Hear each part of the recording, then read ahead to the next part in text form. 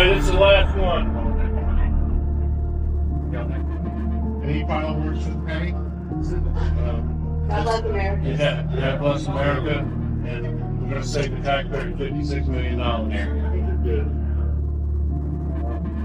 We'll do a countdown. The last one. 3, 2, 1. Woo!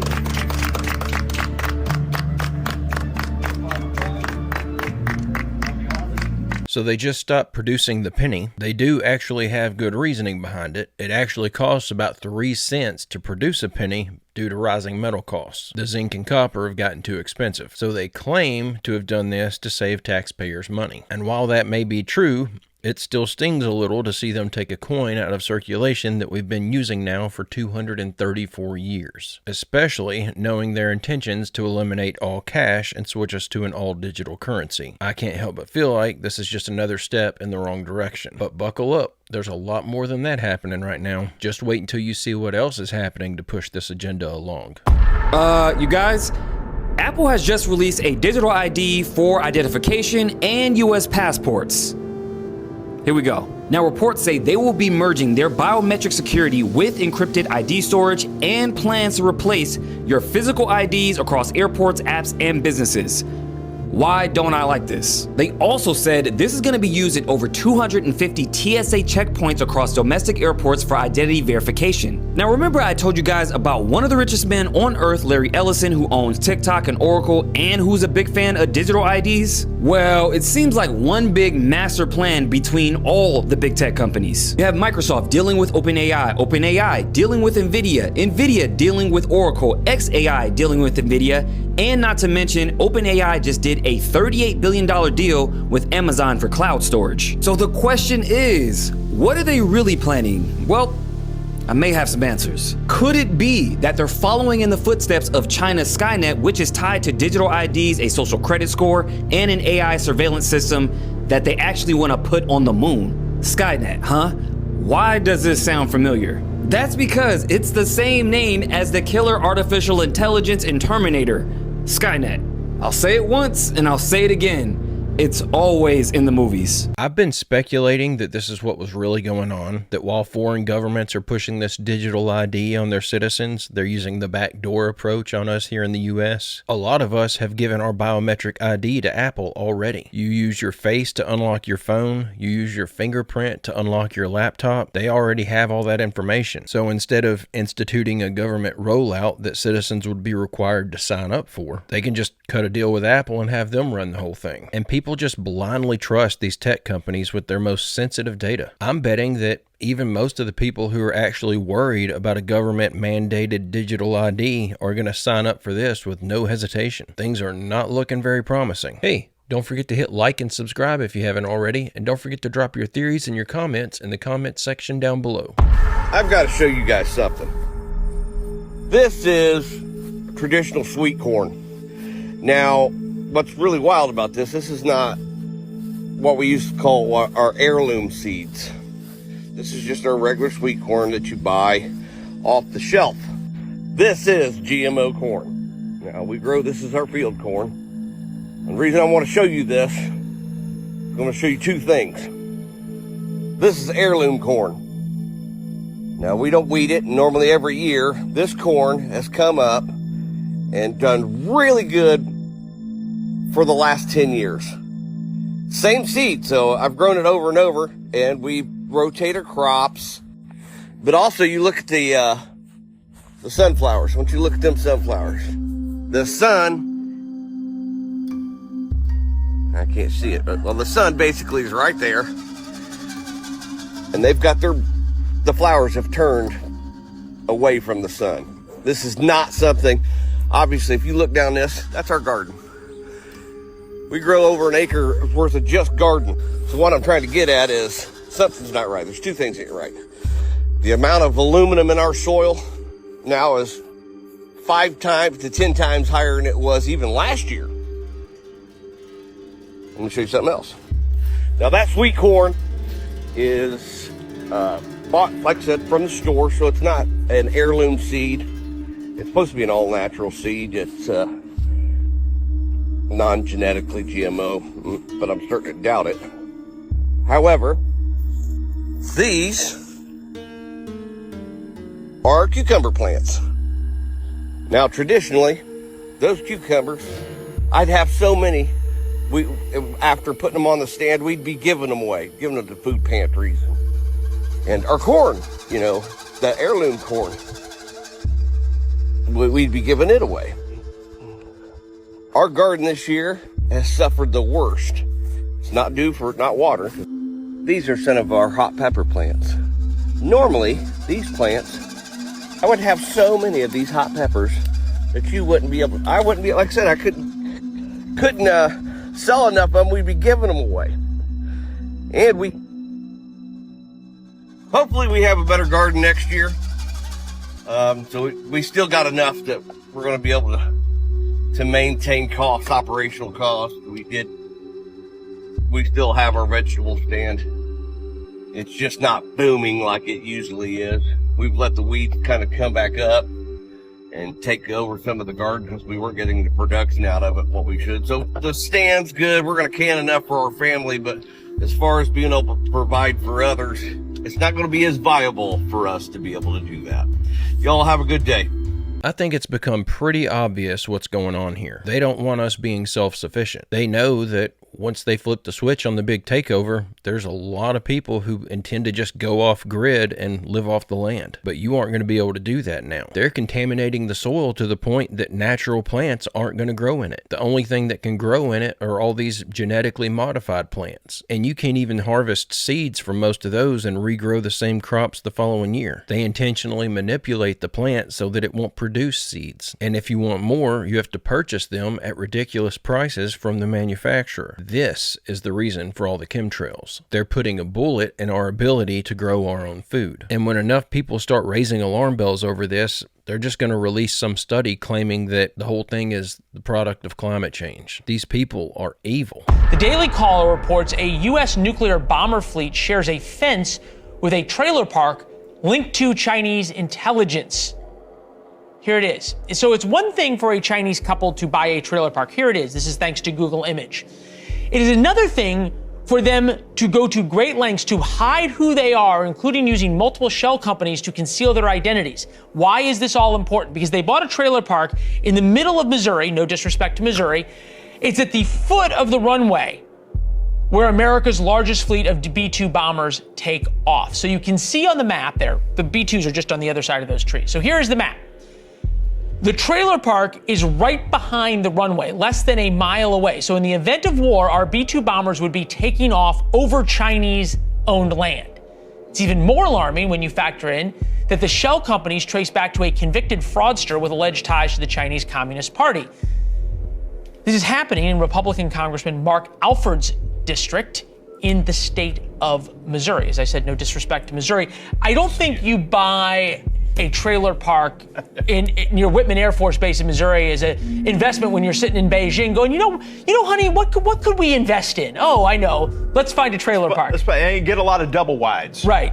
I don't think they're interested in that, Leland. Thanks for having me on. Yeah, the Whiteman Air Force Base is slap dab in the middle of our district, home of the B-2 stealth bomber, soon to be home of the B-21 Raider, which is coming in the not too distant future.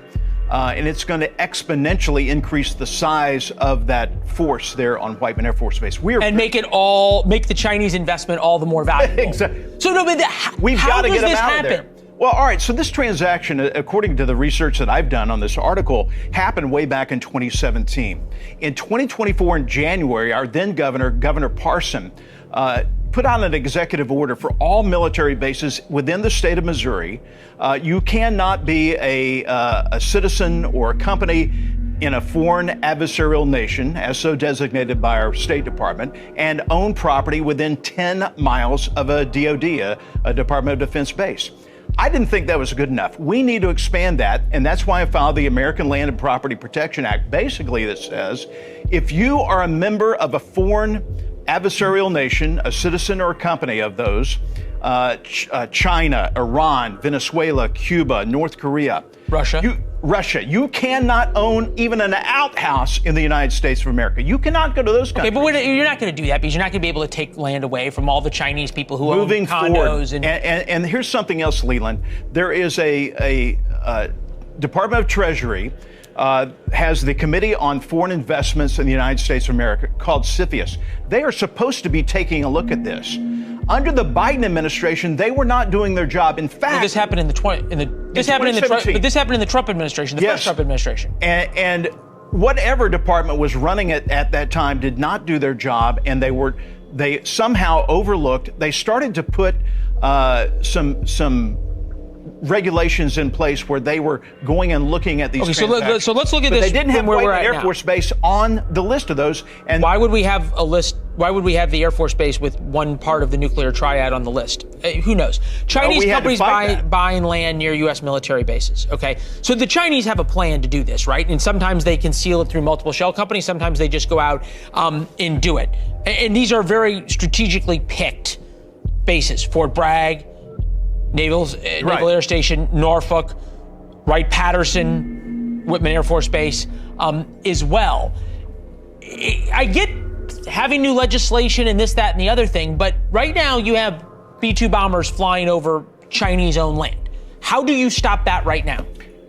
We get CFIUS under the Treasury Department, and I'm on the Financial Services General Government Appropriations Subcommittee, which oversees that, and we get them on the ball. Okay. So they have no plan. Why not just send these people their money back and tell them they're not allowed to invest in our country anymore? The only reason this has even happened is because of all the dirty politicians that took bribes to allow it. If I want to move to Bali, Indonesia, they won't allow me to buy land. That land belongs to the people of Bali. The best I can do is lease it for several decades. And I don't care what country you're from, whether you're opposing us or for us, you shouldn't be able to own land in a country that you're not even a citizen of. And if you are a citizen here, I feel like you should have to go through rigorous background checks in order to be approved to buy land. Using Bali as an example again, even if I was a citizen there, which takes 5 years of living there consecutively, or 10 years of living there non-consecutively, they still wouldn't allow me to purchase land outright. And if I became a citizen there, I would have to give up my citizenship in my home country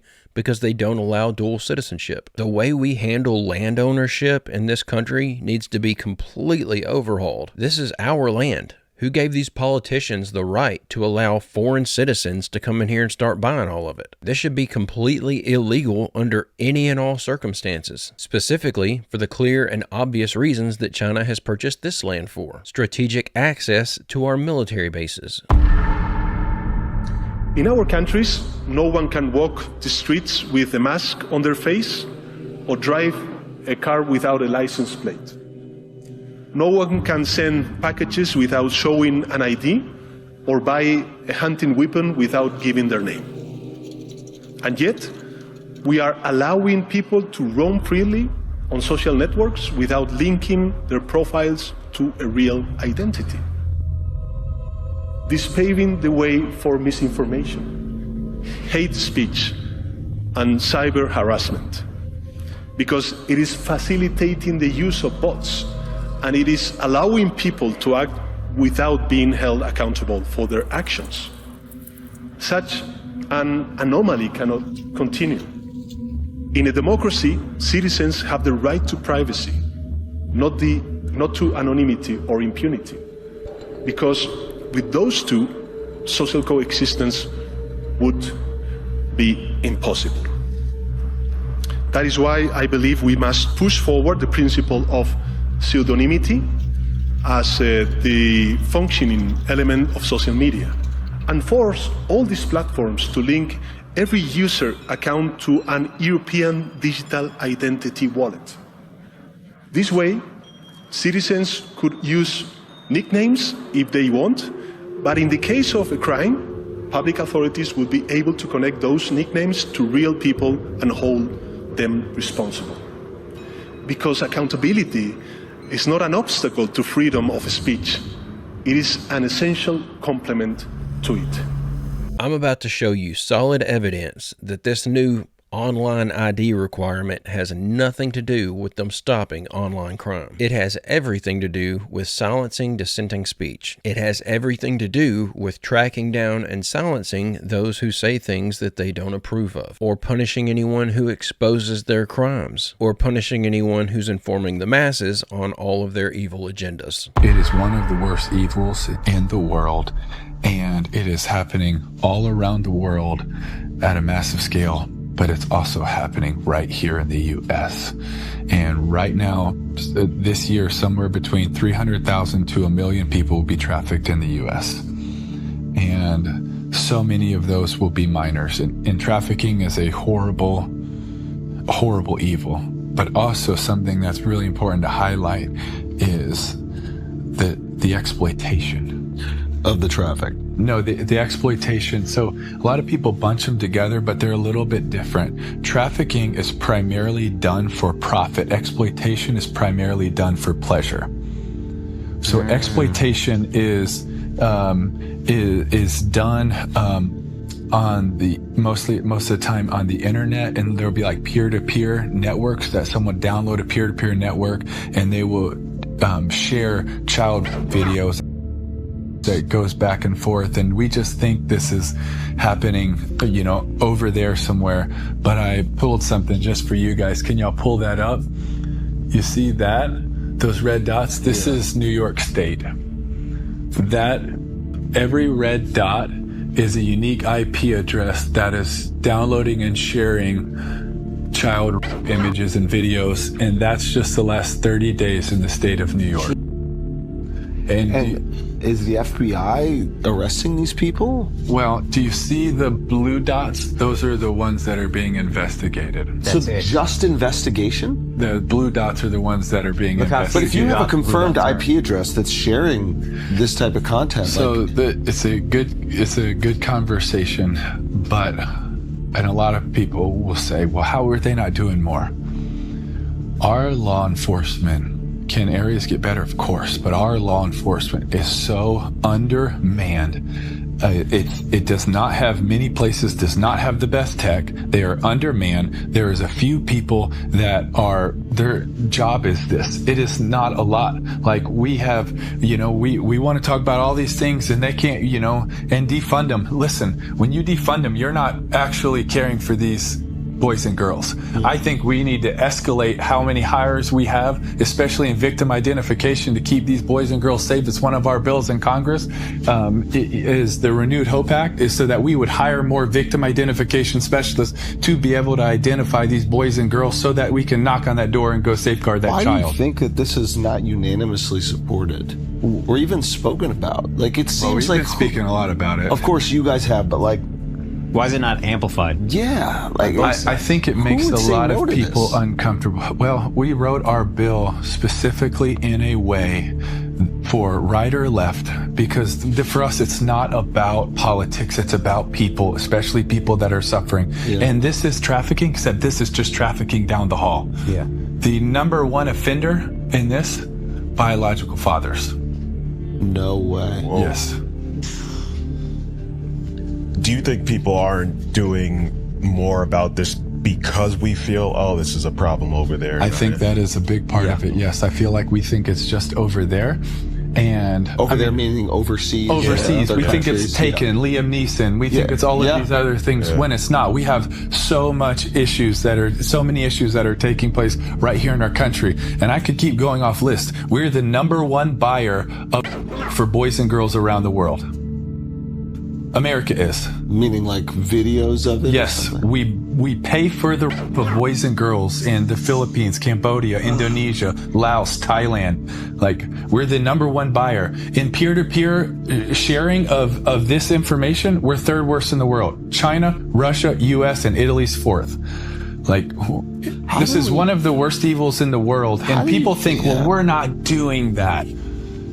Yes, we do really think that. I know we do. Yeah. And that's one of the, our hearts is to get this, message out, to be able to make change and then support our law enforcement and task forces that are working on this, because there are some freaking heroes that are fighting this every single day, but they do not. They do not have as good of technology most of the time as those with the goal to do evil. They just don't. And they're also, do you know how hard it is for these law enforcement officers when you wake up every day and you watch a video of an 18-month-old, a 9-month-old, when you watch, and that's one of the #1 burnout rates for law enforcement. I mean, I can't imagine. When you do that. Yeah, and I think it's something around 3 years for them. But you take a year to be trained up, and now you're burnt out. Now you got to bring someone else on, and it's like, how do we have the manpower to do that? You all just saw that map. If the internet ID stuff was really about solving crime, then that map would have been full of red dots showing the locations where people's homes were raided by the police. It would have been a map of arrests. But they just said most of those are just known instances. Those people aren't even technically being investigated. They're just known about. They don't care about crime like this. For one thing, they're all in on it, a part of it, or profiting from it. So that's a pretty big deterrent in and of itself. But this should be all the evidence anyone needs to see that this is not really what the plan is about. And you think this stuff doesn't go on in the UK? Of course it does. This stuff is a problem everywhere. But you don't hear about people in the UK getting a knock on their door at 2 o'clock in the morning because they were looking at inappropriate pictures of children on the internet. But we get near daily uploads of people getting the police knocking on their door at 2 o'clock in the morning because they voice their opinion on Facebook about the migrant influx. This is all about silencing speech, and until they get these people off the streets, they're going to have zero chance of convincing me otherwise. Lads, I've just been speaking to a lad at work, right? He works for another company. He has been told if he doesn't do the digital ID, PPAC, by Monday morning, he's not allowed back on site.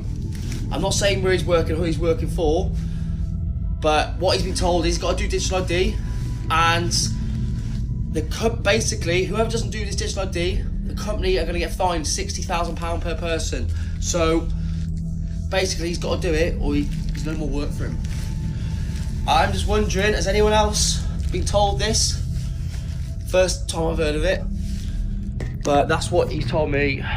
He has to do it by Monday morning, otherwise no more work, and the company is getting fined £60,000.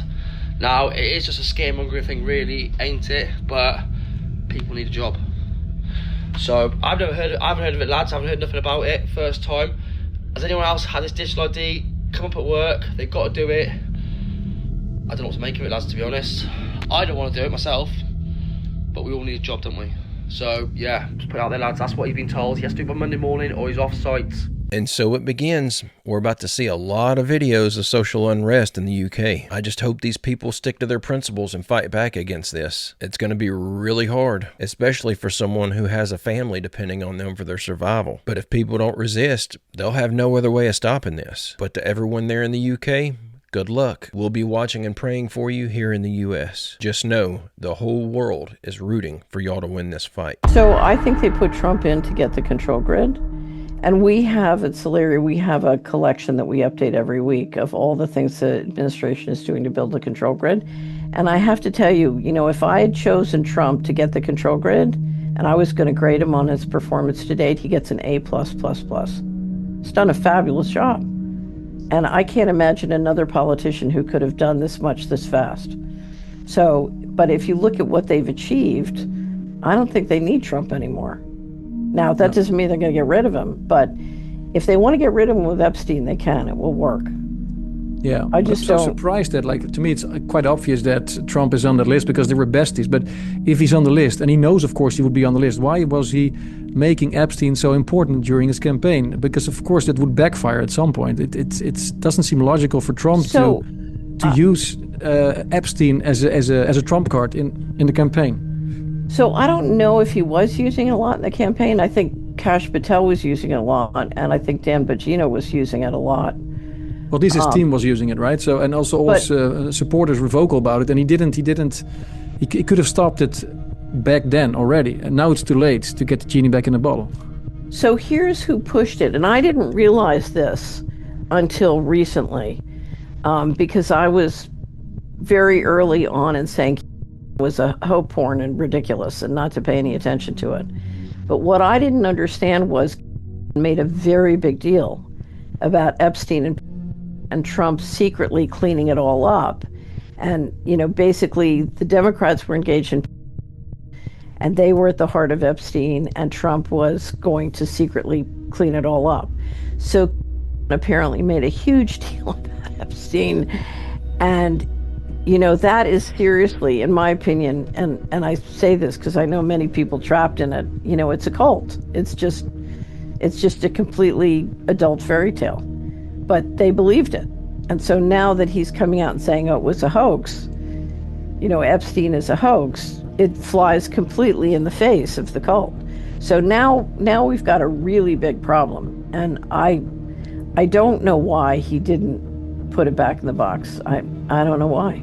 Yeah, and it's too late now, I think, especially since Musk is saying he's on the list. To me, it all seems like a trick to, in the end, get rid of Trump and then continue with Vance, who is already part of the Palantir and Peter Thiel gang anyway. If the people who run the system want Trump out, they can use Epstein to do it. It will work. And they can get him out by the end of the year if they want. I've held the belief for a long time that if he was on that list, it would have come out already. As hard as they went against that guy, as many times as they tried to trip him up, even if there would have been collateral damage to go that route, I really felt like that would have come out already. But if this is true, it may have just been that they wanted him to have the appearance of a political savior. This could have been the plan all along. Get Trump into office after they try to stop him at every turn for years on end. Once he's in, people would turn a blind eye to the speed at which he's building out this mass surveillance state, because he's been able to build trust with the American people that no other politician has ever been able to build. Then, once he's served his purpose, they drop the bomb and destroy him. And look what they're starting to report on now. So this is why Donald Trump didn't want the Epstein files released, because he's in them, just like Elon Musk said. House Oversight Democrats released a few emails that seriously implicate Donald Trump and really question his relationship with Jeffrey Epstein. Of course, Republicans are saying, this is a hoax, this is a Democrat hoax. They're still saying that they're combing through thousands of documents, but this is what we have so far. One of the emails here. This is an exchange between Michael Wolff and Jeffrey Epstein. This is December of 2015. Trump has announced he's running for president. Michael Wolff writes to Jeffrey Epstein and says, I hear CNN planning to ask Trump tonight about his relationship with you. And Jeffrey Epstein writes back, if we were able to craft an answer for him, what do you think it should be? Which is odd enough. What do you mean? You can craft an answer for Trump and send it to him? And Michael Wolff writes back and says, I think you should let him hang himself. If he says he hasn't been on the plane or to the House, then that gives you a valuable PR and political currency, implying, yes, he's been to the House and he's been on the plane, and that Jeffrey Epstein would be able to use that against him, political currency. And he says, you can hang him in a way that potentially generates a positive benefit for you, so you could blackmail him. Or if it really looks like he could win, you could save him and generate a debt. Again, blackmail. So